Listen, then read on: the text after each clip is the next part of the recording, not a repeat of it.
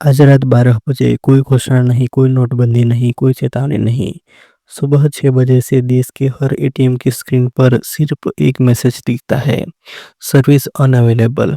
आप सोचते हैं ठीक है थोड़ी देर की दिक्कत होगी, लेकिन 2 घंटे बाद भी वही मैसेज, 4 घंटे बाद भी वही मैसेज और फिर खबर आती है, सभी एटीएम अनिश्चित समय के लिए बंद। अब सवाल ये नहीं है कि पैसा कैसे निकालोगे, सवाल ये है क्या हमारी पूरी व्यवस्था सिर्फ मशीनों पर टिकी है? आज हम एक कल्पना नहीं, एक सामाजिक और आर्थिक एक्सपेरिमेंट समझेंगे। अगर कल सारे एटीएम बंद हो जाए, तो देश, समाज और आपकी जिंदगी में क्या होगा? चैप्टर 1, शौक की सुबह। सुबह का पहला असर भावनात्मक होगा, आर्थिक नहीं। Panic psychology. लोग तुरंत सोचेंगे मेरे पास कितना कैश है, कितने दिन चल जाएगा। जिनके पास कैश कम होगा वो तुरंत पास की किराने की दुकान और पेट्रोल पंप की ओर भागेंगे। भीड़ देखकर लोग डरेंगे और यही डर सबसे बड़ा इंजन बन जाएगा। क्या यूपीआई काम करेगा? अगर एटीएम इसलिए बंद है क्योंकि सिर्फ कैश मशीन नेटवर्क फेल हुआ है, तो डिजिटल पेमेंट चलेगा। लेकिन अगर बैंकिंग सर्वर या कोर सिस्टम डाउन हुआ, तो यूपीआई, नेट बैंकिंग, कार्ड सब रुक सकता है। यानी डिजिटल इंडिया की असली परीक्षा। नंबर 3, भारत में कैश की सच्चाई। भारत में डिजिटल ट्रांजैक्शन बढ़े हैं, लेकिन ग्रामीण और अनऑर्गेनाइज्ड सेक्टर में आज भी कैश ही मुख्य माध्यम है।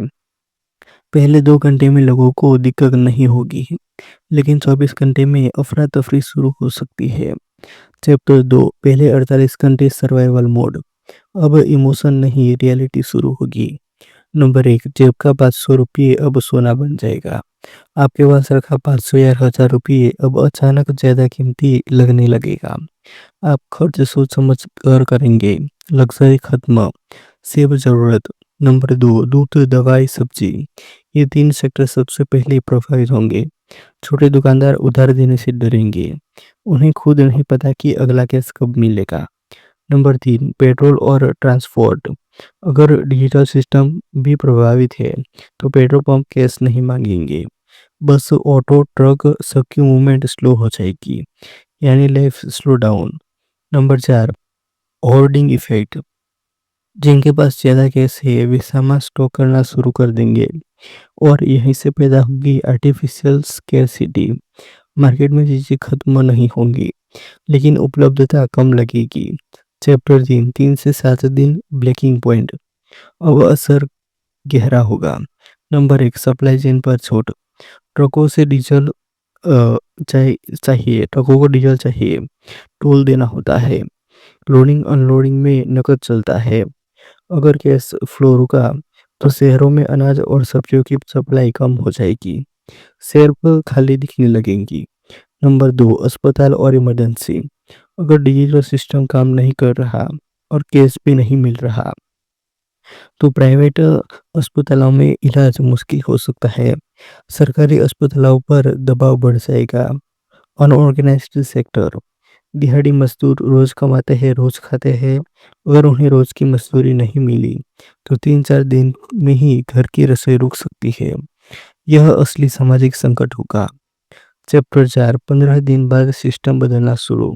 अगर 15 दिन तक एटीएम बंद रहे और कैश फ्लो बहाल न हुआ, तो समाज एडजस्ट करना शुरू करेगा। नंबर 1, लोकल नेटवर्क बनेंगे। लोग अपने भरोसे के दायरे में लेन देन करेंगे, उधारी बढ़ेगी, क्रेडिट नोट्स ही था, लिखित हिसाब। नंबर 2, वस्तु विनिमय, बार्टर।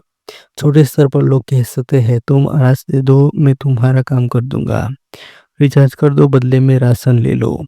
ये पूरी अर्थव्यवस्था नहीं बदलेगा, लेकिन लोगों स्तर पर ऐसे मॉडल दिख सकते हैं।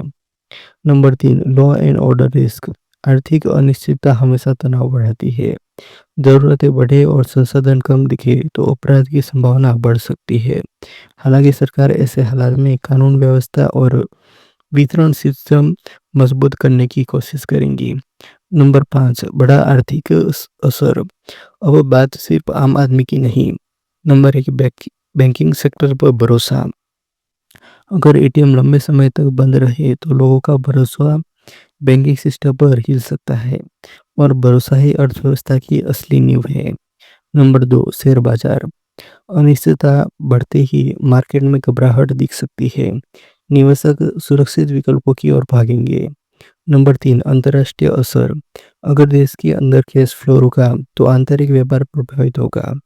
लेकिन ध्यान रहे, अंतर्राष्ट्रीय व्यापार डिजिटल और बैंकिंग चैनलों से चलता है, इसलिए उसका असर इस बात पर निर्भर करेगा कि समस्या कितनी गहरी है। नंबर 4, सरकार क्या करेंगी? संभावित कदम: सीमित कैश वितरण, बैंकिंग सिस्टम की इमरजेंसी रिकवरी, जरूरी वस्तुओं का कंट्रोल्ड वितरण, डिजिटल ट्रांजैक्शन को प्राथमिकता। सरकार का पहला लक्ष्य होगा पैनिक को कंट्रोल करना। चैप्टर 6, असली सीख। अब सवाल आपसे, अगर कल एटीएम बंद हो जाए, क्या आप 7 दिन संभाल सकते हैं? Number 1, emergency fund. कम से कम 2 से 4 हफ्ते का बेसिक खर्च लिक्विड फॉर्म में होना चाहिए। Number 2, diversification. सिर्फ डिजिटल पर निर्भर न रहे, सिर्फ कैश पर भी नहीं। संतुलन जरूरी है। नंबर 3, असली संपत्ति क्या है? पैसा सिस्टम से चलता है, लेकिन जीवन रिश्तों से चलता है। आपका हुनर, आपका नेटवर्क, आपकी नौत तैयारी, ये किसी एटीएम पर निर्भर नहीं। अगर आपको लगता है कि हम आधुनिक हैं, तो खुद से एक सवाल पूछिए, क्या हम तैयार भी हैं? अगर ये वीडियो आपको सोचने पर मजबूर कर पाया, तो इसे सिर्फ लाइक मत कीजिए, कमेंट में लिखिए मैं तैयार हूँ या मुझे तैयारी करनी है। इस वीडियो को शेयर कीजिए, क्योंकि जागरूकता सबसे ज़्यादा इंश्योरेंस है। और अगर आप ऐसे ही रियल रिसर्च आधारित दिमाग हिला देने वाले विषय देखना चाहते हैं, तो चैनल को सब्सक्राइब कर लीजिए। यहाँ हम हर सिर्फ खबर नहीं बताते, हम सिस्टम समझते हैं। मिलते हैं अगले एक्सपेरिमेंट में।